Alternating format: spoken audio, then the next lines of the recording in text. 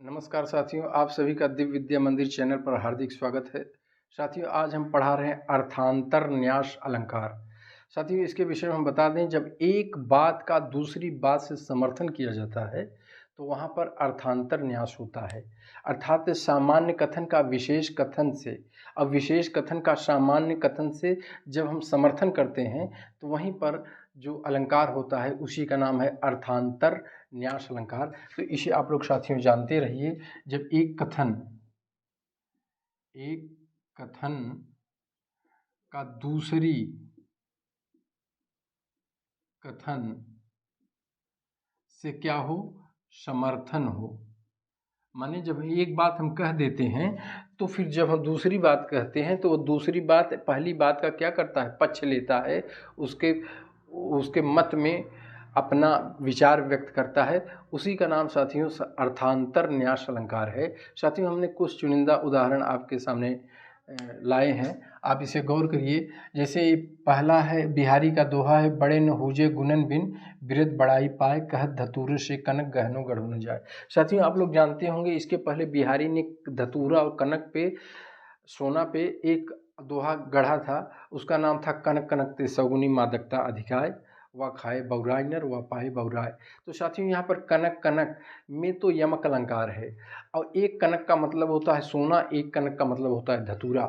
साथियों, हम आपको थोड़ा और बताएंगे कि अगर मान लीजिए विकल्प में यमक अलंकार न हो तो कनक कनक के उदाहरण में एक और अलंकार है, उसे आप लोग जानते रहिए, उसका नाम है काव्यलिंग अलंकार। तो काव्यलिंग अलंकार का सबसे बढ़िया उदाहरण जो आयोग द्वारा पूछा गया है वह है कनक कनक ते सौगुने। तो इसे भी साथियों आप जानते रहिए।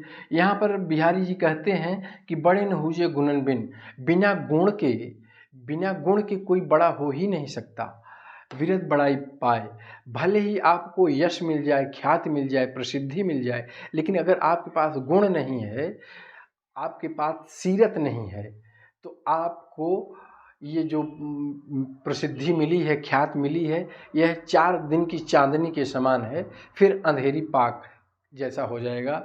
अब कहत धतूरो सो कनक, और सोना धतूरे से कहता है कि देख, मेरा नाम भी कनक है और तेरा नाम भी कनक है। धतूरा को भी कनक कहा जाता है, लेकिन गहनो गढ़ो न जाए, लेकिन तुझसे जो गहना गढ़ने वाली क्वालिटी है वह तेरे अंदर नहीं है। इसलिए साथियों, यहाँ पर सामान्य कथन का विशेष से समर्थन किया गया है, इसलिए साथियों यहाँ पर अर्थांतर न्यास अलंकार है। दूसरा उदाहरण है, कौन बड़ाई जलद मिल गंग नाम भो धीम, कहीं की महिमा नहीं घटी पर घर गए रहीम। रहीम साहब यहाँ एक सामान्य बात कह रहे हैं और ये विशेष बात कह रहे हैं। सामान्य बात क्या है, रहीम साहब कहते हैं अगर किसी स्वार्थ के वश आप दूसरे के घर याचक के रूप में मांगने के लिए कुछ जाते हैं, उसी दिन आपकी जो महिमा है वह घट माने घट जाती है। आपकी महिमा उसी दिन समाप्त हो जाती है जब आप किसी के पराए घर में जाकर कुछ मांगते हैं, आप किसी स्वार्थ बस जाते हैं, उसी दिन जो आपकी महिमा है, आपका जो व्यक्तित्व है, आपका जो चरित्र है, उसमें गिरावट आ जाती है। और उसका विशेष बात से समर्थन कैसे कर रहे हैं कि ये गंग नाम, जैसे गंगा जी का नाम एक देव नदी, एक पवित्र नदी के रूप में लिया जाता है। भो धीम, धीम माने एकदम मध्यम हो जाता है, धीमा कमज़ोर पड़ जाता है। जलद मिल, जिस दिन वह जलद माने सागर से जाकर के मिलती है। कौन बड़ाई माने उसकी जो बड़ाई करते हैं वह बड़ाई उसी दिन क्षीण हो जाती है, कमज़ोर पड़ जाती है, जिस दिन गंगा नामक नदी समुद्र से जाकर मिलती है। यहाँ भी साथियों सामान्य का विशेष से या विशेष का सामान्य से समर्थन होने के नाते अर्थांतर न्यास अलंकार है। साथियों, इस तीसरा उदाहरण हम लिए हैं, जो रहीम उत्तम प्रकृति का करी शकत कुसंग। जैसे उत्तम प्रकृति, उत्तम चरित्र वाले लोगों का कुसंगत में माने बुरे लोगों के साथ रहने पे कोई फर्क नहीं पड़ता, क्योंकि जो उत्तम चरित्र वाला है, जो सज्जन है, संत स्वभाव का है, वह दुर्जनों के बीच में भी रह करके जरा भी विकार, जरा भी बुराई अपने चरित्र में नहीं आने देता। ठीक उसी प्रकार चंदन विष व्यापे नहीं, जैसे चंदन का वृक्ष होता है, उसमें लपटे रहत भुजंग, उसमें सर्प जो है लिपटे रहते हैं। क्यों लिपटे रहते हैं? क्योंकि सर्प जहरीला होता है। अपने जहर को ठंडा करने के लिए, क्योंकि चंदन का वृक्ष शीतल होता है, ठंडा प्रदान करता है, ठंडक प्रदान करता है और उसमें सुगंध होता है। इसलिए चंदन के वृक्ष में भले भुजंग सर्प लपटे रहते हैं, लेकिन चंदन में विष का जरा भी प्रभाव नहीं पड़ता, भुजंग का जरा भी संगत का प्रभाव नहीं पड़ता। इसलिए साथियों यहाँ भी वही अलंकार है। इसके बाद साथियों गोस्वामी तुलसीदास जी लिखते हैं कि टेढ़ जान शब मंदहि काहूँ, अब वक्र चंद्रमहि ग्रसई न राहूँ।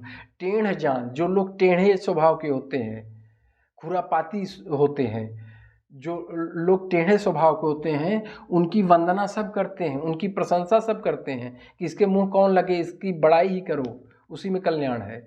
और वक्र चंद्रमय, इसका विशेष उदाहरण से समर्थन कर रहे हैं कि ये वक्र माने होता है साथियों टेढ़ा, चंद्रमय जब चंद्रमा टेढ़ा होता है माने पूर्ण चंद्रमा नहीं होता, पूर्णिमा नहीं होता, तो उसे ग्रसई न राहु, उसे राहु केतु जो चंद्र ग्रहण लगता है, वह चंद्र ग्रहण साथियों तभी लगता है जब चंद्रमा पूर्णिमा का हो।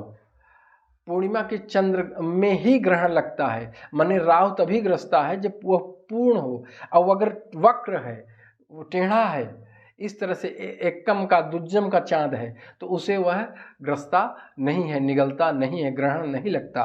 तो यहाँ पर सामान्य का विशेष होने के नाते यही अलंकार है, अर्थांतर न्यास। साथियों दिनकर की कुरुक्षेत्र से लिया गया हिंसा का आघात तपस्या ने कब कहाँ सहा है, देवों का दल सदा दानवों से हारता रहा है।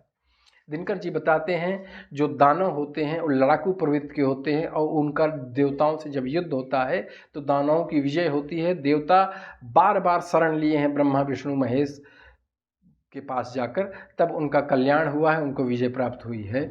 उसी तरह से हिंसा का जो आघात होता है वह तपस्या ने कब कहाँ सहा है, अर्थात जो तपस्वी टाइप के होते हैं, संत और सज्जन स्वभाव के होते हैं, वो हिंसा के प्रतिघात को सह नहीं पाते। जो सत्य अहिंसा प्रेम और परोपकार की भावना से युक्त होते हैं, वो हिंसा का आघात। यहाँ पर दिनकर जी कहीं न कहीं चीन का जो युद्ध हुआ था उसके विषय में नेहरू जी को, चूँकि राष्ट्र कवि थे, ये कहते हैं आगे इसी में कि क्षमा शोभती उस भुजंग को जिसके पास गरल हो, उसको क्या जो दंतहीन विषरहित विनीत गरल हो। तो यहाँ पर साथियों देखिए दिनकर जी ये बता रहे हैं कि एक साधारण वाक्य से विशेष वाक्य का समर्थन किया जा रहा है, इसलिए यहाँ पर भी साथियों अर्थांतर न्यास अलंकार है। अगर साथियों ये वीडियो आपको पसंद आई तो आप लाइक शेयर सब्सक्राइब जरूर करिए। जय हिंद साथियों।